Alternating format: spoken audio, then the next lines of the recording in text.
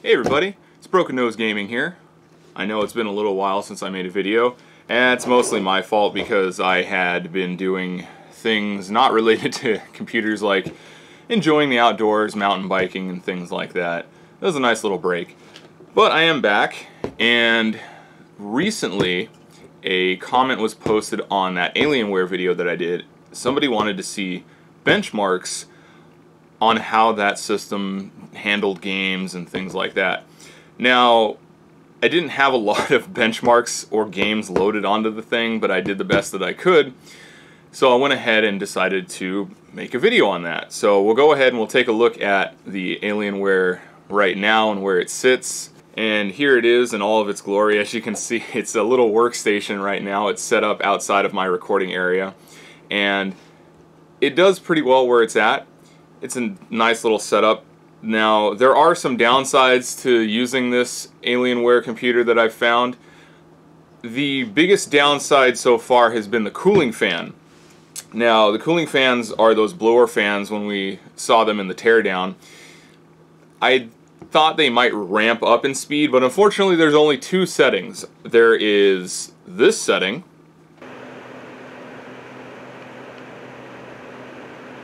which isn't too bad. And then there's this setting, which sounds like an airplane trying to take off. Basically, the thermals, once it hits about 70 Celsius on the GPU, it really ramps up the fan speed up to I want to say it's like it's like 4,000 RPM. It's something ridiculous. It's crazy loud. It's a blower fan, so I mean, it is what it is, but yeah, that's the only real downside. As you saw in the setup, though, I'm also using a smaller 19-inch TV that I got for super cheap. Downside is it's 720p, which is why this video is actually created in 720p, because I actually used the Alienware system to make this video. So this is kind of a video that encompasses the whole little Alienware system in terms of gaming, productivity, and how well it can even do content creation and things like that. Anyways, let's go ahead and we'll get on to the benchmarks. The first benchmark is the Valley benchmark, and it's an older one, but still it was able to do pretty well on a mix of medium and high settings. It averaged about 86 frames per second, and there were definitely times where it was hitting in the upper 100s. GPU temps were in the mid-70s, and utilization was pegged at 99% the whole time. And honestly, it looks pretty good. I like it. This is even with some anti-aliasing in there. My next benchmark was the Heaven benchmark. Now, it was fairly interesting because no matter how many times I decided to do this benchmark, I was getting stuttering.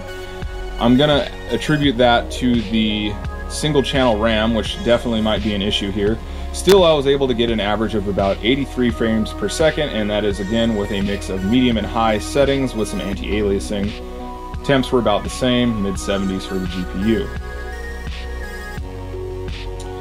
And then finally, I decided to really bump it up and use Superposition, which is the newest benchmark that I could find. And this definitely taxed the system and kept it at about an average of 46 frames per second, so about half of what I was seeing in the other benchmarks. It looks nice, but there are definitely a lot of stutters going on, which again could be because of the single channel RAM. I also only did the straight medium preset for this one. I could not get it to run much higher. Then I decided to move on to a game. Decided to do a game benchmark of Resident Evil 6, and as you can see here, it's able to hit 100 plus frames per second easily with these smaller scenes, but once you go and pull back here and start looking at a bigger scene and all together, you'll notice that the frame rate goes from the hundreds all the way down to the 30s.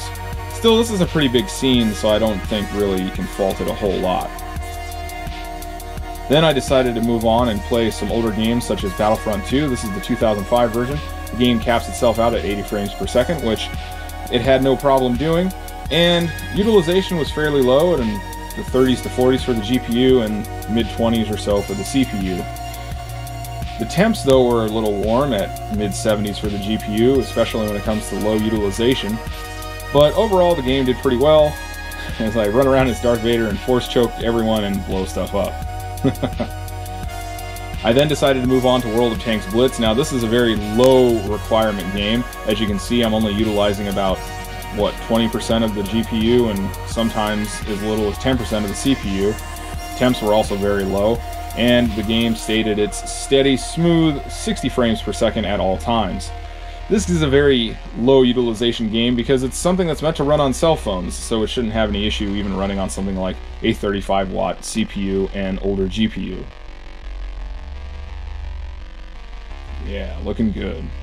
Finally, I decided to try Star Wars: The Old Republic, which is a somewhat newer game, and this is an MMO, and I mean, it does okay. There's definitely some frame time lag jumping around on there. There is some stuttering. I do manage to stay at that 60 frames per second, but there's a lot of stuttering going on. I want to say that's probably, again, the single channel RAM issue popping up.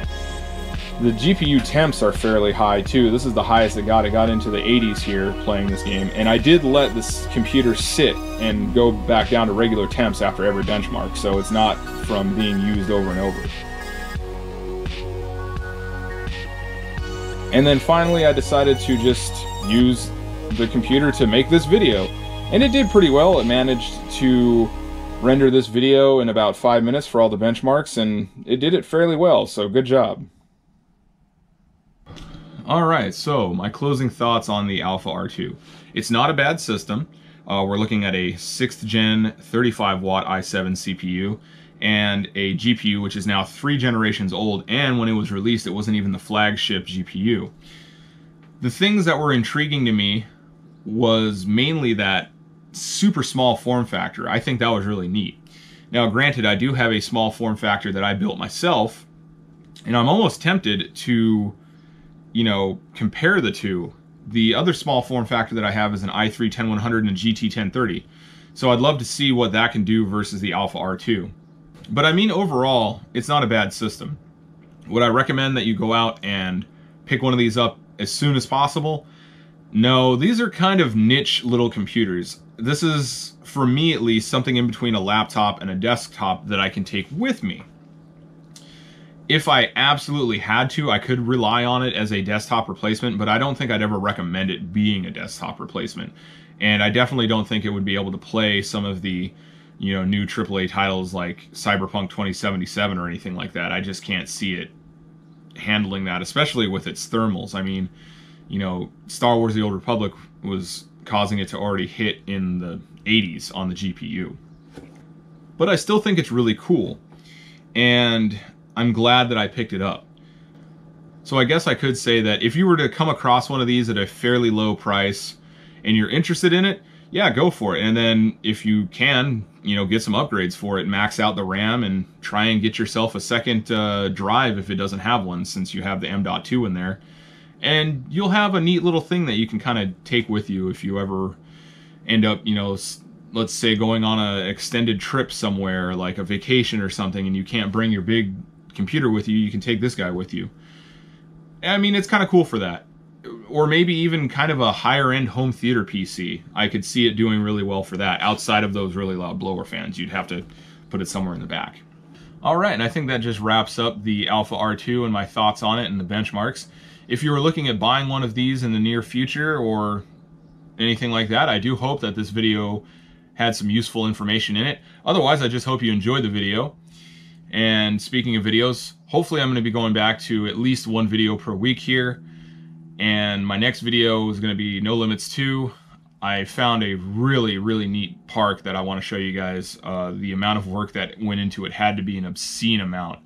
So hopefully I'll get that out next week.